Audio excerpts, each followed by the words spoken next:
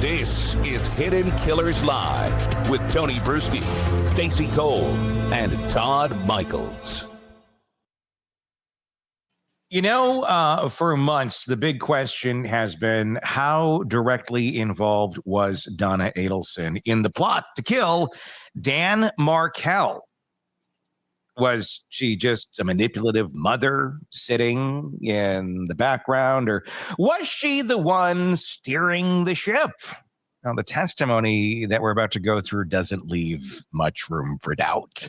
It's not another rumor or speculation or family drama little dabble that you're hearing out there. This is sworn testimony from people who were inside the conspiracy. And it paints Donna not as a bystander, but as the hub of it all. We've got Katherine Magbanua, the woman who connected the Adelsons to the killers, testifying that every time she and Charlie talked about the job, he'd step out, call his mother, and then come back and push even harder. We've got her saying the murder was supposed to bring Donna relief. We got her describing Charlie flat out admitting, my mom washed the money like in a washing machine. I'm so sorry. Okay, I was doing laundry as I was listening to that, and I'm like, that's not what money laundering is. It's not literal money laundering. This is the genius of Donna Adelson right here in full effect. So if you're thinking like there's this really super deep mastermind behind stuff, it's not. No. It's a flailing old woman who doesn't have a clue as to how anything works. And that's why this whole thing was as sloppy as it was. That's why she is where she is today. And that's why every single member of the family is slowly being dismantled and put into cages. There's also the forensic accountant showing that Donna herself signed every single hush money paycheck, 44 of them, by the way, and then abruptly stopped when the FBI showed up at the door. This is the financial trail, the emotional motive, and the behind-the-scenes influence, all pointing in one direction. Donna Adelson wasn't in the shadows. She was in the driver's seat. There's a lot that we're going to unpack. We already saw the testimony of two of her kids, of Wendy and Robert. And now the trail gets even more stark with who's coming to talk. And we're going to start talking about money. You know, the stuff that influenced people to go and take the life of Dan Markel. You know, when you hear that Charlie kept stepping out of the room to call his mother in the middle of planning a murder, what do you think's going on there? Do you think he's just checking in like, hey, are you making chili tonight, Mom? What do you think those conversations are like, Stacey? Hey, Mama's boy. Grow a set of balls is the first thing that came to my mind. Yeah. Ladies, you don't want to date a guy like this. I'm just telling you. Nothing good is going to come of it. A guy has to love his mother, but this is the other extreme. He can't do anything without his mother's approval. Well, including being involved in this little organization, whatever the hell this was. Mm-hmm. But it's just gross. And it just reeks of a man who doesn't have a spine. He should have been able to stand up to Mom and said, I'm not doing this. But he couldn't. He didn't. But from all the testimony, like, he is the ladies' man. He's got all these girlfriends and stuff, right? There was another girlfriend that hit the stand today, and I'm like, he's got a type. He does have a type, absolutely. But I'm sure those ladies. But he's got a type. Well, yeah, but here's the thing. These women probably got involved and went, oh, there are so many red flags here that it looks like they're, planting trees with flags. It's just ridiculous. No, this is not a good situation. Don't care how much money he has, how cute he is, doesn't matter. Too many red flags. I wonder how much he and Mom talk behind bars now, with the fact that it seems, Robert and Wendy aren't really in communication. I wonder if those two are tight or if that's completely strained as well, considering Charlie is trying for an appeal and they're framing this whole trial as 100% he did it. They're not backing out on that and saying, look, he was wrongly convicted. It's like, That's You did it, but I mean, kind of like OJ, if I did it, no, you did Yeah. it. You did it, friend. it feels like mom doesn't real. And I wonder if there's something behind the scenes here going, look, you're going to say you did it and it's going to help mom. Or I wonder, or if everybody's just out for themselves at this point, because it kind of feels like maybe that's what's going on. Survival of the fittest in this family. Yeah, it's like they're eating themselves now. It's let's take a look at one of the clips from court. Charlie in this one. Well, it's a discussion about Charlie stepping out to talk to Donna during planning. This is this is his ex-girlfriend. This is Katherine Magbanua talking about this. Sometimes he would get on the phone. He'd kind of look at me weird and then just step out of the room and discuss whatever he needed to discuss. Give any information about what was discussed outside of the Overall, she's talking about what took place, not the substance of the conversation itself. You may continue. All right, so he would step out, have a conversation with his mother, and then come back. Yes, ma'am. Okay, and then you would resume the conversation about. Yeah, he would just kind of go off again, saying that this needed to be taken care of and what his family was going through. All right. How many times did this particular situation happen where you were discussing what would eventually become the murder and his mother was interjected in that way that you just described? How many times did I think he stepped out and speak to him? A number of times. More than twice? Yes, ma'am. More than 5 times? Yes, ma'am. So this was like a regular part of the way this worked whenever this conversation came up? Yes, He would ma'am. consult his mother and come back and speak to you. Yes, ma'am. Why was there an objection to that? I mean, What are you gonna do? You got to do something. I guess. Like, crap. Objection. There goes my case. I mean, that's Donna Adelson being looped in live while her son was setting up a murder, allegedly. An active consultation. It's like buying a used. Let me go back to the dealer. Talk to the manager. Let me go talk to the manager and see what they say. Yeah. Maybe we can get you down a little bit. I mean, obviously they ended up working it into a multi-payment layaway system, which literally it's what they did, which I find to be rather interesting, that it's like, we're going to keep paying you over all this time, not just one big lump sum. Let's just keep that line going. So when they come and figure out what the hell's going on, there's constant payments to someone who doesn't work for our dental practice. It doesn't. I wonder what the accountants have to say at the end of the year when they saw all this, because that's coming, right? That's coming. Yes. Right. Yes. I forgot about that. Yeah, they did. They did. Lots of details there about other people seeing what they were up to. Yeah. They weren't very covert about this. No, I was just talking to Charlie. We were talking about the newest sub at Subway. They have fresh chicken now. You know that they toast them? It's not that weird chicken little thing that they said was chicken before. Now it's toasted. Who would have known? I was just so excited. Katherine also testified about how Charlie sold the idea of murder. He told her the whole family was going through it because of Dan. Oh, it's because Dan's dead. The family's going. So I guess, they're going through it because Dan's dead. So stressed that someone was literally throwing up at night. She admits she understood this as killing Dan would bring relief to the parents, Donna and Harvey. Here's what she had to say on the stand.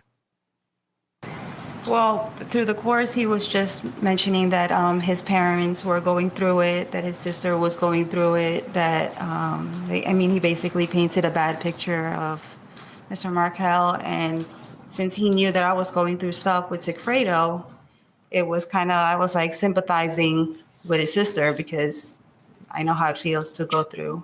Okay, so you knew that his sister was having a terrible time with her ex. Yes, ma'am. And you had some things going on with Garcia that felt relatable. Yes, ma'am. Okay. And what does it mean that his parents are going through it? He just said that they couldn't sleep, that at some point, I think somebody was throwing up. I don't know if it was his mom or his dad, and that it was just becoming a big problem to them. Okay. And the big problem was Dan Markel. Yes, ma'am. Oh, Not hard to so basically she trauma bonds with him over everything that's going on, because she's well, I was going through this with Sigfredo, so I related it. So that you got that bond. That's how this all like, oh, I can help you here. And then that screwed up relationship and that screwed up bond then leads to Charlie and his unhealthy enmeshed relationship with Donna, turning into what it does, where, okay, you got to take care of mom. She's feeling sick. She's feeling ill to her stomach, that these grandchildren are going to be raised by their father, heaven forbid, and their mother, who's living up there just fine. But because Donna can't have her way, that really, I think, pointed it out very well. It was not about the well-being of the kids. It wasn't about Wendy. It was about Donna being sick because she couldn't have her way. That's how she was acting. She wasn't sick. This sickness, this illness, this feeling horrible was not happening after Dan died. This is before he died. Sure. The only way to quell that in Donna seemed to be killing Dan Markel. That was the solution. What a remedy. It's like it was a vaccine for her. Yeah. It just prevents suffering. I don't know how they're going to argue. I mean, I'm sure what will be argued, or maybe what was argued. I didn't get a chance to see Cross on any of this, but Donna's doppelganger, so I'm just going to call her attorney, Donna Doppelganger, going forward, nice. I'm sure it was, well, she's a convict. So what can you believe what she has to say? Yeah. Well, how can you believe anything Donna has to say either? I mean, she's not the brightest bulb in the world, so much so that she thinks laundering money actually means washing money. Here's one of the most concrete links. Kate says it when she got her cut of the murder money, the cash was damp. It was molding and literally stapled together. Who staples money together and who washes it? This is something that, I mean, again, this was 11 years ago, but it does make me wonder. I mean, if this had happened last week or earlier last year or something, and she was washing money, I think I'd be going, I think there's a cognitive decline happening here. But this was Donna 11 years ago. And not to say that a cognitive decline couldn't have started back then, but I just think it was stupidity. When she asked Charlie why the money was damp and molding and stapled together, the answer, my mom washed the money. Check this out. At that moment, I didn't when I opened it, but a couple of days after the fact, it was wet and starting to mold. The money itself was damp to the touch. Yes, ma'am. Right. And did you ever mention that fact to Charlie Adelson? I'm pretty sure I contacted him and told him, why is the money wet? What do you mean pretty sure? You did or you didn't? That I did. Okay. And when you contacted him and said the money's wet, or you just mentioned to him the money's wet, did he have a response? Yes, ma'am. He told me. Go ahead. Told me that his mom washed the money. That she physically washed the money. Yes, ma'am. So here's the thing. She actively was allegedly taking part in money laundering. Yes. In the most literal sense possible. In the most literal sense possible. I don't know what to do with that information. Do you think she used was it Tide? Or did she use Oxy on that? I mean, money is one of the, I think, dirtiest substances or objects out there because it gets handled so much. And there's drugs and feces on them. From what I remember back in biology class, we would take swabs and put the swabs in a petri dish or swab them. And the stuff you could grow off of money was just phenomenal. Oh, God. So she's not, remember that the next time you pay somebody and then, finger licking good, you better wash your hands at some point. But This is just stupidity. Literally washed the money. Literally. I don't know what to say. I mean, I don't know how you get beyond that one. What other reason, Donna, do you have that you were putting cash in a washing machine and literally washing it? Do you put it in like a lingerie bag so it's not like, getting in all the crevices and things? I don't know how you wash money. I've never laundered money. I don't know. Do you just throw it all? Then do you throw it in the dryer? I mean, to dry it when it's done? Well, apparently she didn't do that. I mean, it is made out of a type of fabric, so I guess it would make sense to dry it, but... Would it not rip? Would it not, when it gets wet? I would think it would. Maybe you should put it on the delicate cycle. I'm wondering if they did delicate. And did they use color catch, like one of those color guards, in there, or scent beads? You put a softener in. I don't know if they had scent beads 11 years ago. Did they? Scent beads? I don't know. Yeah. Probably I feel not. like those are fairly new. Yeah. Yeah. That would be a great scent bead scent. Cash. Money. You got your money right here, baby. Walking around smelling like dirty money. Well, when the money laundering wasn't, when she realized that was maybe odd, I wonder how that, I'd love to be the fly in the wall for that conversation with Charlie and Mom of like, I washed the money. Mom, that's not how this works. Donna had a better solution. Checks with her name on it. Kate admitted she did no work for the Adelson Institute. I love that name, too, for the dental practice, the Adelson Institute. Does that not sound like the most prestige? It's supposed to sound prestigious. It's a dental practice. Does it sound like the most pretentious name for a dental practice? Doesn't surprise me a bit. I don't think I would go to the Adelson Institute. I'd be feeling like, I don't know. They are not going to use Novocaine at the Adelson Institute. I can tell you that, because that's what that sounds like from the name. The Adelson Institute for Final Dental Arts. She didn't do any work. She got 44 paychecks. And who signed every single one of them from the Adelson Institute? You guessed it, Donna Adelson. Here she is on that. Who signed your paychecks from the Adelson Institute? Donna Adelson. How many paychecks did you receive? I can't recall. Does 44 sound right? Can't recall. If we assume 44, how many of them were signed by Donna Adelson? All of them. How many were signed by Charlie Adelson? None. Whoops. So that makes Donna the one authorizing the hush money to a co-conspirator month after month for nearly 2 years. How does the consistency of Donna's signature across 44 checks hit a jury, you think? Not well. It's also good to note that, again, it wasn't just routine payroll. She never worked a day for them. In fact, I mean, she even said the checks kept coming when she got a boob job.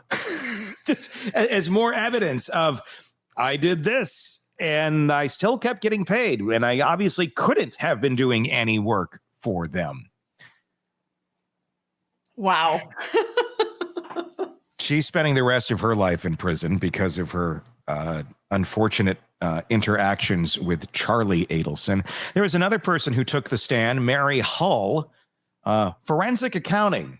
There you go. There it is. When it comes to this, I don't know how far they had to dig. Sometimes forensic accountants really need to go in deep to figure out how money was moved this way and that way. But this looks like it was a pretty surface job. Donna did sign all 44 checks, controlled payroll, and started payments right after the murder. Here's what that forensic accountant Mary had to say today on the stand. Were all of these checks deposited by Katherine Magbanua into her account? They were. And who were each and every one of these checks? Donna Adelson was signing the checks. Okay, are these examples of 3 of the checks in the exhibit? It is. Okay, but she signs all 44? She does. And you did say that she did have signing authority for the business during those years? Yes.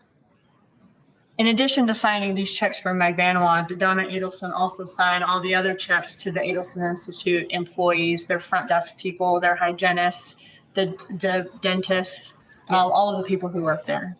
Yes, Was she the person who did payroll every month? that's correct.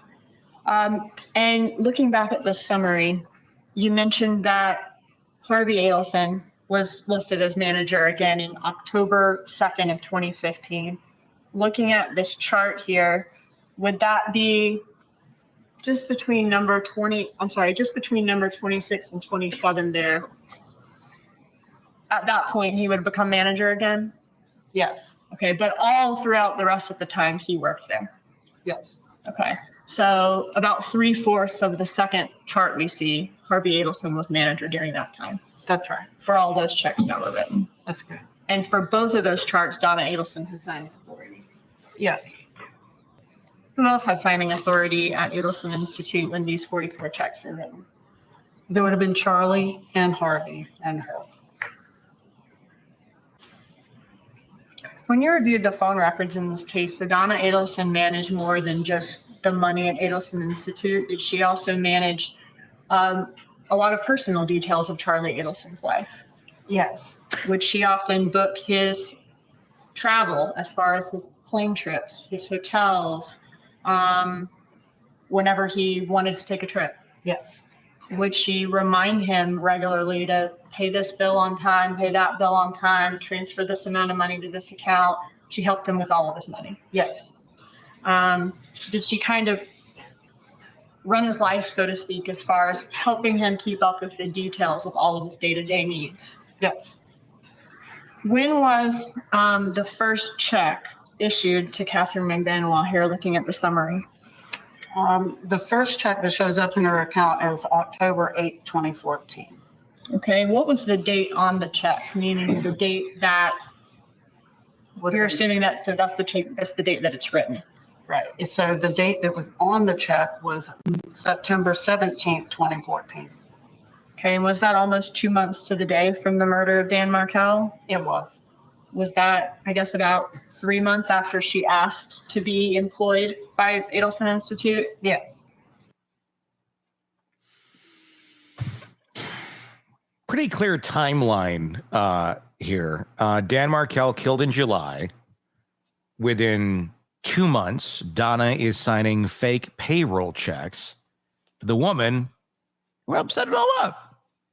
Nothing to see here. Nope. Nothing weird. Personally signing them. It was so. This wasn't even just the, here's the rubber stamp. Put your Right. signature on it. It's you're looking at these checks. She grabbed a big pen and went for it.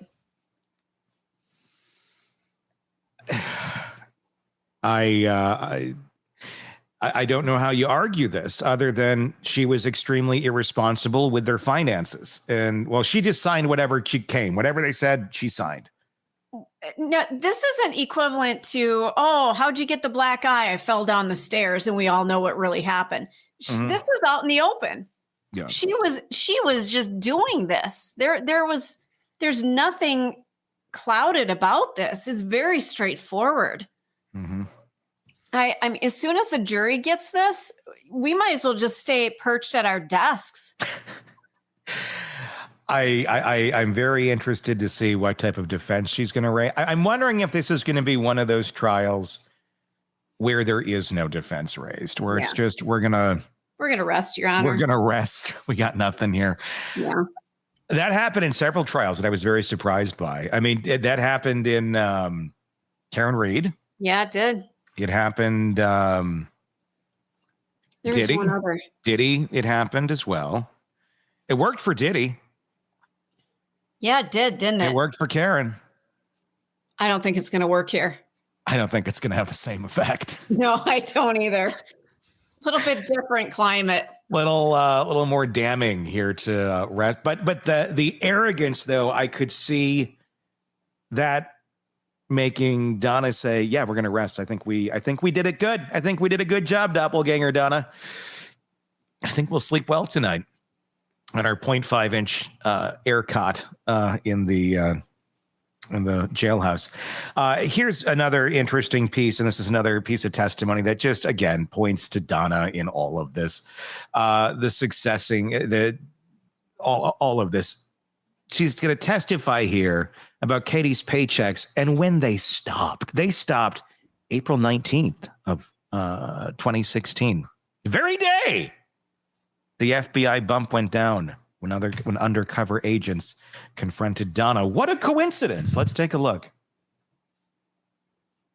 Was there evidence of a check later than those in sequence that was actually posted to the bank account before the bump on April 19th of 2016? Yes, Okay. Is that the check here to Harvey Adelson on April 4th? that's correct.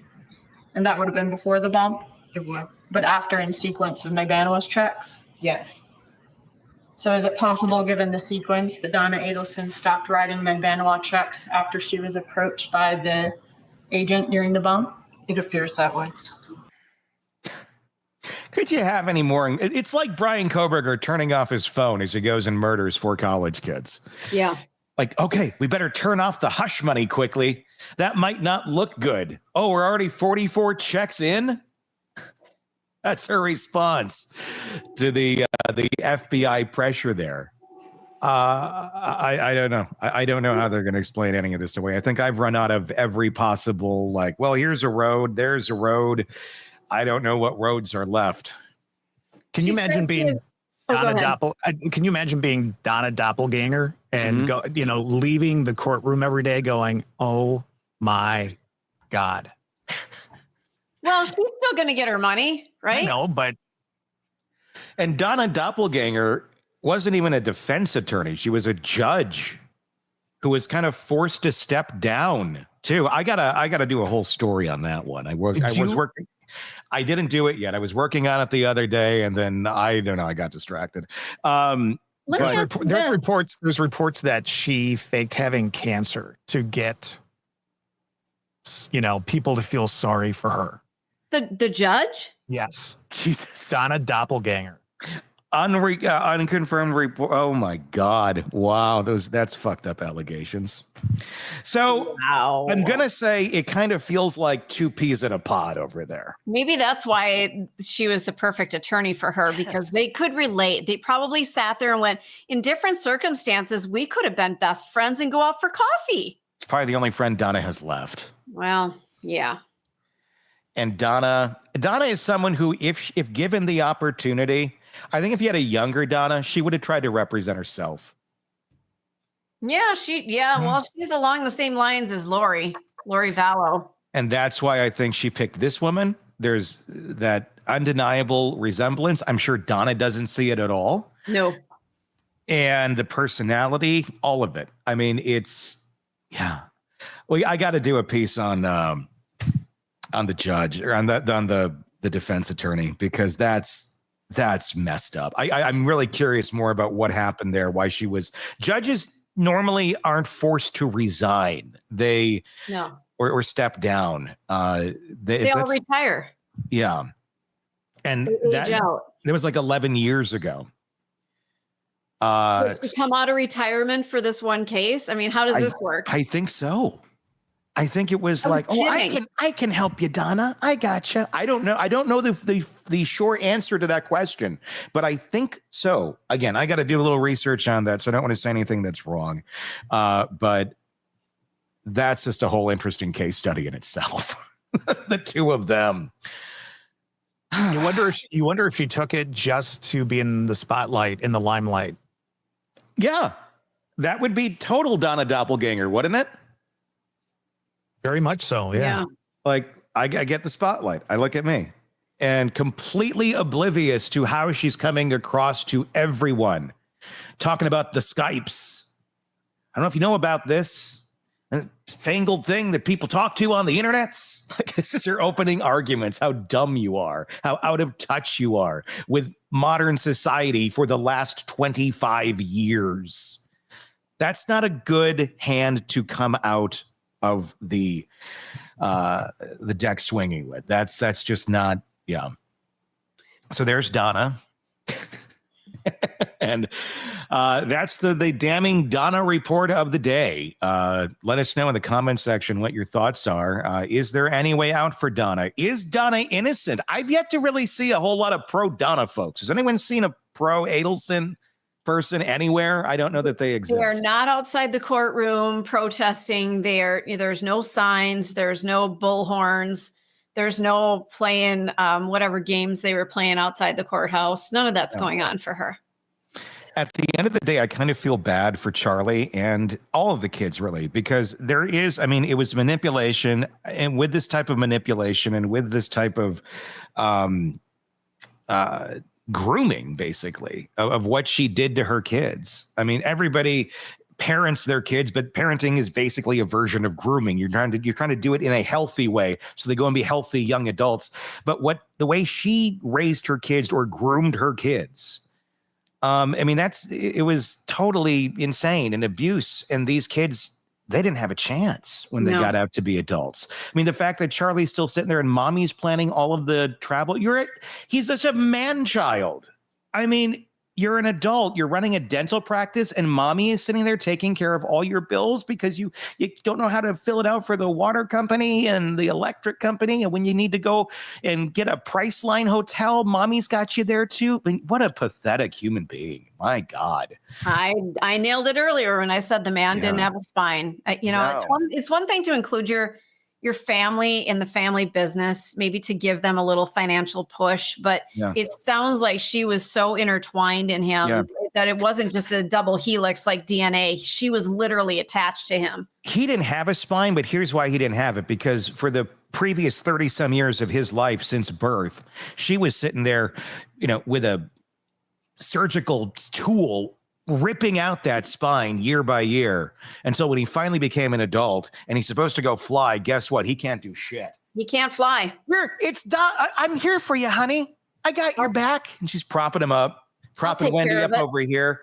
It's like a puppet master. She's got him propped up here. Wendy's over here. The other kid got far away. Thank God. Mm-hmm. And she's just like controlling what they're saying. Say this to your husband. Do this for your sister. Act like this. And then when shit hits the fan and it all goes away, who's left to bear the blame? Oh, it was just Donna. I was just